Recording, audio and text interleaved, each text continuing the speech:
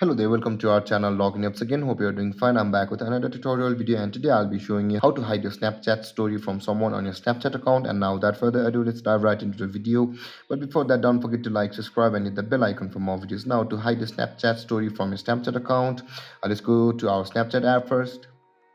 And after opening your Snapchat, you'll be seeing the same interface or the camera interface, and on the top left corner of your screen you can see your Bitmoji or your profile picture icon. Tap on your profile picture icon, and after that, after landing on this interface, which is your profile, you can see the settings or the gear icon on the top right corner of your screen. Tap on settings, and over here scroll down, and you can see under the privacy control there is the view my story option available over here just below the use my Bitmoji avatar. Tap on view my story, and over here if you want to show your story to only to a few people whom you choose, tap on custom, and you can see block friends from seeing new snaps you add to your story, and the person you add from here will not be able to see your story. And tap on block.